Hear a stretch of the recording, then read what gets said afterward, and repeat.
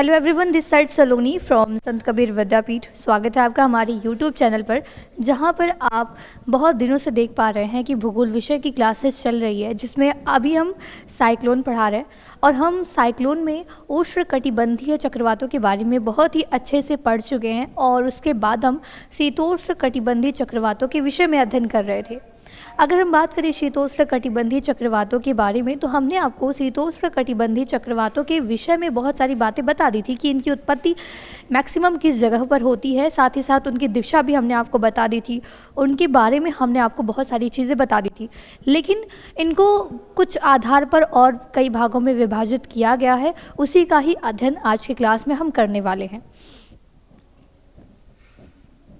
शीतोष्ण चक्रवात के प्रकार के बारे में ही आज की क्लास में हम अध्ययन करेंगे। इसके उत्पत्ति का जो मूल कारण होता है, जो कि मैं आपको शुरुआत से बताए आ रही हूँ कि इनका जो उत्पत्ति का कारण होता है वो वाताग्र होता है, बल्कि ऐसा उष्णकटिबंधीय चक्रवातों के आधार में नहीं था, जो कि अगर आपने क्लास किया होगा तो आपको पता होगा कि उष्णकटिबंधीय चक्रवातों की उत्पत्ति का कारण कुछ और होता है, और वो क्या होता है वो चीज़ें आपको पता है। और अगर नहीं पता है तो आप जाकर के पिछले क्लासेस में देख लीजिए। अभी हम शीतोष्णकटिबंधीय चक्रवातों के विषय में बात कर रहे थे, तो इनकी उत्पत्ति जो है वो दो विभिन्न विपरीत प्रकार की जब वायु राशियाँ मिलती हैं, उसके आधार पर इन चक्रवातों की उत्पत्ति होती है। ठीक है, ये तो ऐसा विषय है जो मैं आपको पिछले लेक्चर में भी शायद बताई थी। अब अगर हम बात करें इनके प्रकार के बारे में, तो इनके भी कुछ प्रकार में इनको विभाजित किया गया है। जैसे कि गतिक चक्रवात के बारे में अगर हम आपको बताएं, तो यह मुख्यतः शीतोष्णकटिबंधीय चक्रवात माने जाते हैं। जो गतिक चक्रवात होते हैं वो मुख्यतः, मतलब हैं तो और भी टाइप के शीतोष्णकटिबंधीय चक्रवात, लेकिन जो इनको माना जाता है, मतलब जो भी गतिक चक्रवात होते हैं वो मुख्यतः वही होते हैं, शीतोष्णकटिबंधीय चक्रवात की स्टडी में वही आते हैं। इनकी उत्पत्ति ध्रुवीय और उष्ण आर्द्र वायु राशियों के वाताग्र के सहारे मिलने पर होती है। हम जान रहे हैं कि शीतोष्णकटिबंधीय चक्रवातों की उत्पत्ति का कारण वायु राशियाँ ही होती हैं, और ये वायु राशियाँ मुख्यतः हमने अभी आपको बताया कि वो ध्रुवीय है। कौन सी वायु राशियाँ? ध्रुवीय तथा उष्ण और आर्द्र वायु राशियाँ। आर्द्र या फिर उष्ण वायु राशियाँ, मतलब आर्द्र रहेगी तो उष्ण भी रहती है, कुछ ऐसी होती हैं, और एक ध्रुवीय। ऐसी वायु राशियाँ जब मिलती हैं तो इनके मिलने से इस चक्रवात की उत्पत्ति होती है। इनको गतिक इसलिए कहा जाता है, ये बहुत ही मतलब ध्यान रखने वाली बात है कि इनको गतिक क्यों कहा जाता है, वो बात जानना भी अति आवश्यक है, क्योंकि इनका गतिक प्रक्रियाओं के द्वारा निर्मित निम्न दाबीय दशाओं के कारण होता है। क्या होता है? इनका जो निर्माण है वो गतिक प्रक्रियाओं के द्वारा निर्मित निम्न दाबीय दशाओं के कारण होता है। आप जान चुके हैं निम्न दाब और उच्च दाब क्या होता है, वो सारी बातें आप परिचित हैं, उन सभी बातों से परिचित हैं आप। ठीक है, अब आइए जो दूसरा प्रकार है तापीय चक्रवात, क्योंकि अभी हम गतिक चक्रवात के बारे में पढ़े हैं, अब हम जानते हैं कि तापीय चक्रवात क्या होता है। मैंने आपको इतनी बार ये बात बताई है कि जब भी आप आंसर राइटिंग करने बैठे, जब भी आप भूगोल में किसी के विषय में लिखें, तो आपको एक दो भूगोलवेत्ताओं का नाम ज़रूर याद रहना चाहिए। ठीक है, उसी के आधार पर मैंने ये लिया हुआ है कि बंट के अनुसार, जो बंट महोदय हैं, आपको ये बात याद रखनी है जब भी इसके बारे में आप लिखने बैठे, तो आप इस बात से परिचित रहें कि एक दो भूगोलवेत्ताओं के नाम के साथ ही आप कोई परिभाषा लिखें। तो बंट महोदय के अनुसार ये क्या बोलते हैं, आइए जानते हैं। शीतोष्णकटिबंधीय क्षेत्रों में गर्मियों में स्थल भागों के मध्य भागों में न्यून दाब उत्पन्न हो जाता है। कहाँ होता है? स्थल भागों के मध्य भागों में निम्न दाब उत्पन्न हो जाता है। और ये चीज़ें क्यों होती हैं, वो चीज़ मैं आपको लगातार 5-6 लेक्चर जो पिछले हैं उन सब में आप इससे परिचित हैं कि निम्न वायु दाब कब क्रिएट होता है और उच्च दाब कब क्रिएट होता है।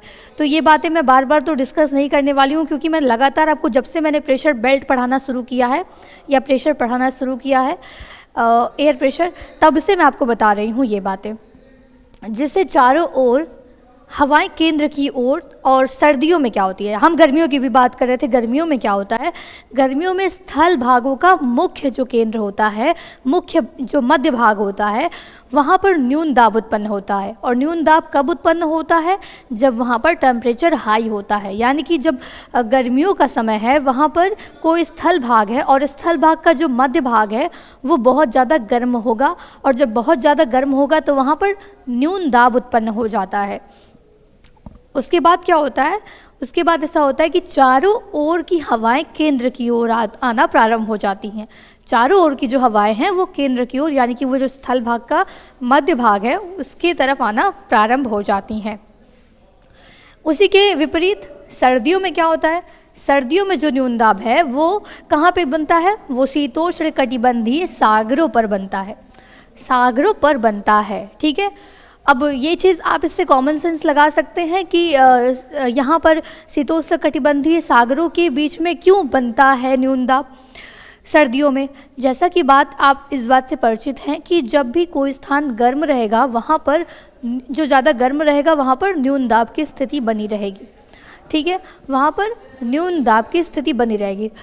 तो सर्दियों में जो हमारा सागर का क्षेत्र होता है वो स्थल की अपेक्षा गर्म रहता है, स्थल की अपेक्षा गर्म रहता है, और जब वो गर्म रहेगा तो वहाँ पर न्यून दाब क्रिएट होता है।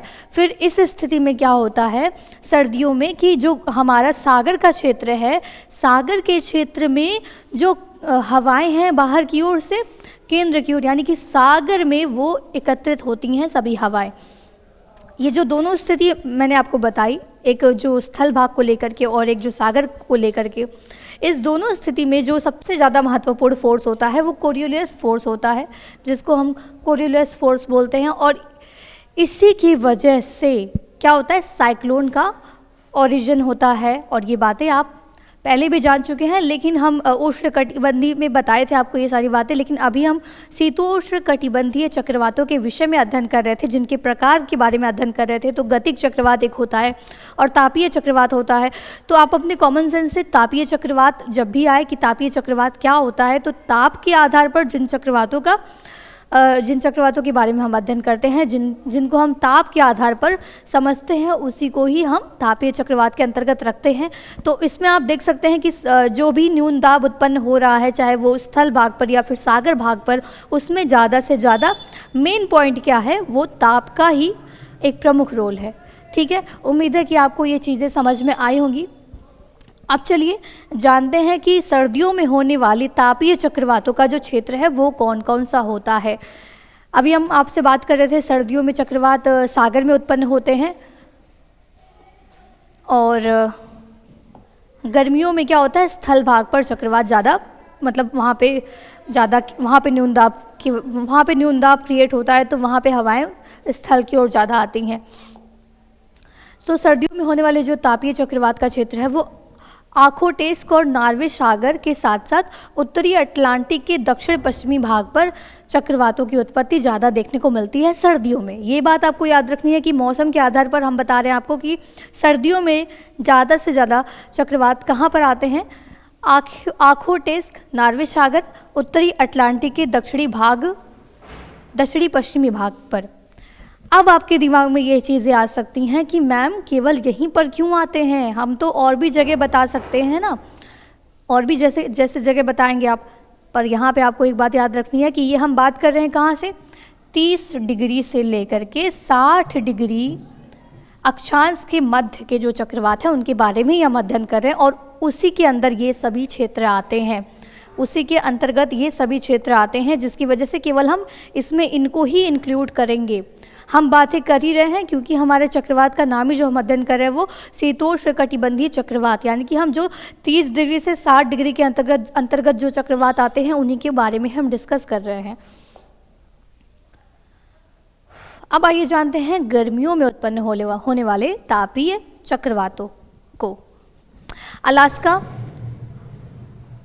अलास्का जो है वहाँ पे गर्मियों में चक्रवात आते हैं।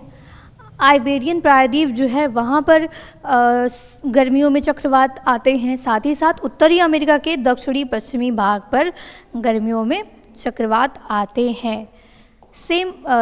यहाँ तो हमने देखा उत्तरी अटलांटिक के दक्षिणी पश्चिमी भाग पर, और हम गर्मियों का अगर देख रहे हैं तो उत्तरी अमेरिका के दक्षिणी पश्चिमी भाग पर।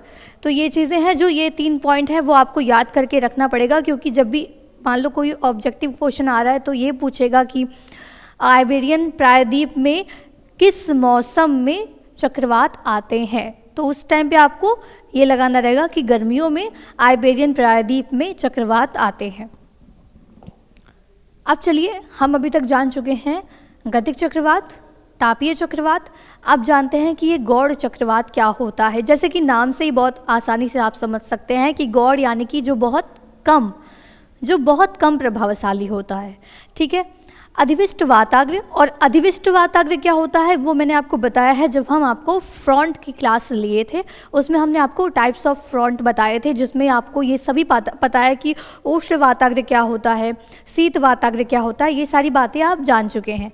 तो यहाँ पे हम उसको डिस्कस नहीं करेंगे। यहाँ पे हम बस यही बताएंगे कि अधिविष्ट वाताग्र और शीत वाताग्र के पीछे चलने वाली ठंडी हवा जब गर्म सागर के ऊपर, आप जानते हैं कि सागरों की भी अलग अलग प्रकृति होती है। कुछ सागर ऐसे होते हैं जो बहुत ठंडे होते हैं, कुछ ऐसे होते हैं जो गर्म होते हैं। तो जब कभी भी अधिविष्ट वाताग्र जब बनता है तो उसमें जब शीत वाताग्र के पीछे चलने वाली ठंडी हवा गर्म सागर के ऊपर चलती है तो अल्पकालिक या फिर क्षीण चक्रवात की उत्पत्ति होती है। ठीक है, ये चीज़ें हम जान चुके हैं। अब ये जानना भी बहुत अति आवश्यक है कि चक्रवातों के बारे में हम अध्ययन कर रहे थे, तो चक्रवातों का मौसम पर क्या प्रभाव पड़ता है ये भी जानना बहुत ही ज़्यादा आवश्यक हो जाता है। चक्रवात आगमन की दिशा से क्या क्या प्रभाव पड़ता है मौसम पर ये भी जानते हैं। जब कभी पश्चिम से चक्रवात आता है तो वायु का जो वेग होता है वो बहुत कम हो जाता है, और जब वायु का वेग कम होता है तो वायुदाब भी कम हो जाता है। इससे क्या स्थिति उत्पन्न होती है? इससे ऐसी स्थिति उत्पन्न होती है कि सूर्य या फिर चंद्रमा के ऊपर एक प्रभामंडल स्थापित हो जाता है, जिससे कुछ बादल आ जाते हैं, बहुत ही घने बादल होते हैं, और इन बादलों से उतनी तेज वर्षा तो नहीं होती है, लेकिन इन बादलों से मतलब बादल तो आते हैं, फिर साथ में क्या होता है कि वायु की दिशा जो है वो पूर्व से दक्षिण की ओर प्रवाहित हो जाती है। क्या परिवर्तन होता है? वायु की जो दिशा है वो पूर्व से दक्षिण की ओर हो जाती है। कब? जब पश्चिम से चक्रवात आता है। अब हम बात करें कि मौसम पर और क्या प्रभाव पड़ता है चक्रवातों की वजह से। उष्ण वाताग्र जब बनता है, उष्ण वाताग्र के बाद से जब चक्रवात आता है तो ये हल्की वर्षा कराता है। और ये उष्ण वाताग्र क्या है, शीत वाताग्र क्या है, वो आप टाइप्स ऑफ फ्रंट में बहुत ही आसानी से समझ चुके हैं। तो अगर आप नए हैं जिन्होंने वो क्लास नहीं करी है तो मेरा रिक्वेस्ट है पहले आप उस क्लास को कर लो, वरना ये चीज़ें आपको समझ नहीं आएंगी। अब कभी कभी ऐसा होता है कि जब उष्ण वातांश की दशा बनती है तो हवाएं जो होती हैं वो दक्षिण की तरफ चलती हैं। आकाश बादल रहित हो जाता है और तापमान बहुत ही ज़्यादा तेज हो जाता है। कब? जब उष्ण वाताग्र की स्थिति उत्पन्न होती है तो आकाश बादल रहित हो जाता है, साथ ही साथ तापमान ज़्यादा हो जाता है, और जब तापमान ज़्यादा होगा तो वायुदाब कम होएगा और वर्षा पूरी तरह से समाप्त हो जाती है। ठीक उसी प्रकार से जब कभी वाताग्र की दशा उत्पन्न होती है तो उष्ण वातांश नहीं रहता है तो शीत वाताग्र रहेगा, और जब शीत वाताग्र रहेगा तो सर्दी अपने आप, जब शीत वाताग्र रहेगा तो जाहिर सी बात है कि सर्दी ज़्यादा रहेगी। ठंडी वायु जो होती है, इस स्थिति में क्या होता है कि ठंडी वायु जो होती है वो गर्म वायु को ढकेलती है, और उसके बाद क्या होता है कि तीव्र ढाल वाला शीत वाताग्र बनता है। इसके बाद क्या स्थिति बनती है? इसके बाद आप जानते हैं कि जब इस प्रकार से शीत वाताग्र बनता है, शीत वाताग्र इतना प्रभावशाली होता है कि वो गर्म वायु को ढकेल दे तो बहुत ही तेज वर्षा होती है और बिजली गर्जन चमक के साथ उत्पन्न होती है, और ये कुछ क्षणिक समय के लिए होता है ये जो बिजली गर्जन होता है वो क्षणिक समय के लिए होता है और तीव्र वर्षा होती है। ठीक उसी प्रकार से जब अधिविष्ट वाताग्र का निर्माण होता है तो शीत वाताग्र शीघ्र ही उष्ण वाताग्र को समाप्त कर देता है। जाहिर सी बात है, जब कभी शीत वाताग्र की स्थिति बनेगी तो वो उष्ण वाताग्र को कम कर देगा। जब कभी शीत वाताग्र का प्रभाव ज़्यादा रहेगा तो वो क्या करेगा, उष्ण वाताग्र को कम कर देता है, उष्ण वाताग्र के प्रभाव को कम कर देता है, जिससे शीत वाताग्र पूर्ण तरीके से गर्म वायु के संपर्क से धरातल से हटा देता है, गर्म वायु के संपर्क को धरातल से हटा देता है। शीत वाताग्र के पीछे चलने वाली ठंडी हवा जब शीत वाताग्र के पीछे चलने वाली ठंडी हवा जब गर्म सागर के ऊपर पहुंचती है या सागरों से संपर्क करती है तो उस कारण अल्पकालिक या क्षीण चक्रवातों का निर्माण होता है। तो जाहिर सी बात है कि आज की क्लास में आपने चक्रवातों, शीतोष्णकटिबंधीय चक्रवातों के प्रकार समझे, जिसमें आपने ये समझा कि गतिक चक्रवात क्या होता है, तापीय चक्रवात क्या होता है और क्षीण चक्रवात क्या होता है। इसके साथ ही साथ आपने ये भी समझा कि जो चक्रवात होते हैं उनकी वजह से मौसम पर क्या प्रभाव पड़ता है। उम्मीद है कि आपको ये क्लास बहुत ही आसानी से समझ में आई होगी और बहुत इंटरेस्टिंग लगी होगी। थोड़ा सा कन्फ्यूज़न है क्योंकि ये बहुत लॉजिकल है, और लॉजिकल इसलिए है क्योंकि अगर आपने फ्रंट पढ़ा होता, फ्रंट के साथ साथ आपने एयर प्रेशर पढ़ा होता, लगातार अगर आप उसको पढ़ते आए हैं तो ये क्लास आपके लिए बिल्कुल भी बोरिंग नहीं रही होगी और ना ही बहुत कन्फ्यूज़न रही होगी। लेकिन अगर आपने डायरेक्ट इसको प्ले करा है तो आपके लिए थोड़ा सा डिस्टर्ब कर सकता है। तो सीक्वेंस से पढ़ते रहिए, साथ ही साथ अगले नेक्स्ट क्लास के लिए आप वेट करिए। हम जल्द मिलते हैं आपको संत कबीर विद्यापीठ के ऑफिशियल यूट्यूब चैनल के साथ। बने रहिए हमारे चैनल पर।